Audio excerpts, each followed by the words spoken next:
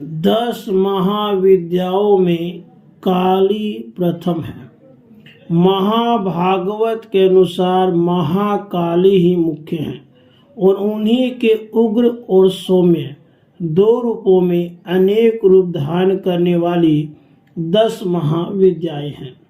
विद्यापति भगवान शिव की शक्तियां ये महाविद्याएं अनंत सिद्धियां प्रदान करने में समर्थ है। दार्शनिक दृष्टि से भी काल तत्व की प्रधानता सर्वोपरि है, इसलिए महाकाली या काली ही समस्त विद्याओं की आदि हैं, अर्थात उनकी विद्यामय विभूतियां ही महाविद्याएं हैं।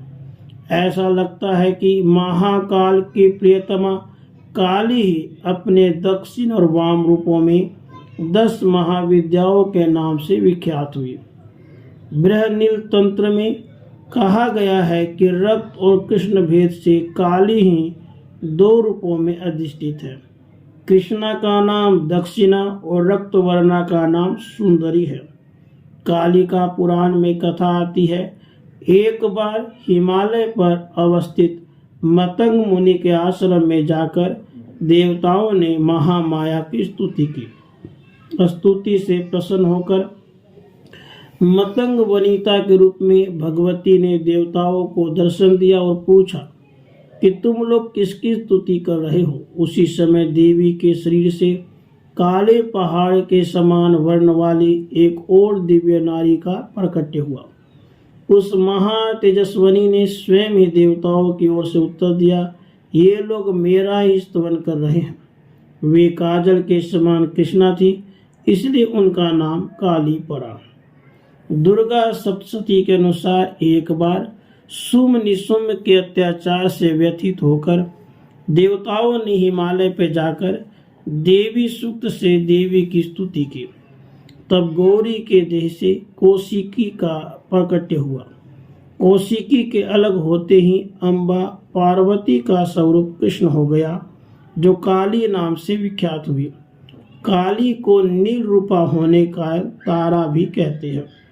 नारद पांचरात्र के अनुसार एक बार काली के मन में आया कि वे पुनः गौरी हो जाए। यह सोचकर वे अंतर्धान हो गई। शिव जी ने नारद से उनका पता पूछा। नारद जी ने उनसे सुमेरु के उत्तर में देवी के प्रत्यक्ष उपस्थित होने की बात कही। शिव जी की प्रेरणा से नारद जी वहां गए। उन्होंने देवी से शिव जी के साथ विवाह का प्रस्ताव रखा। प्रस्ताव सुनकर देवी क्रुद्ध हो गई और उनके देह से एक अन्य षोडशी विग्रह प्रकट हुआ और उससे छाया विग्रह त्रिपुर भैरवी का प्रकट्य हुआ। काली की उपासना में संप्रदायवाद भेद है। प्रायः 2 रूपों में इनकी उपासना का प्रचलन है। भव बंधन मोचन में काली की उपासना सर्व उत्कृष्ट कही जाती है। शक्ति साधना के 2 पीठों में काली की उपासना श्याम पीठ पर करने योग्य है।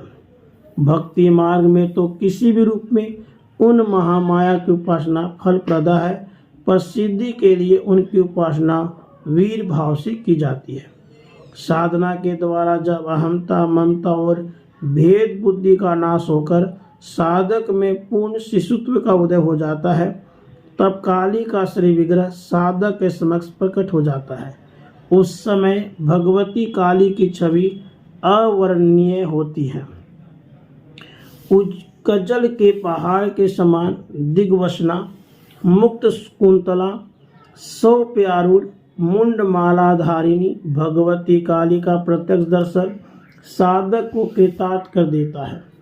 तांत्रिक मार्ग में यद्यपि काली की उपासना दीक्षा गम्य है, तथापि अनन्य शरणागति के द्वारा उनकी कृपा किसी को भी प्राप्त हो सकती है।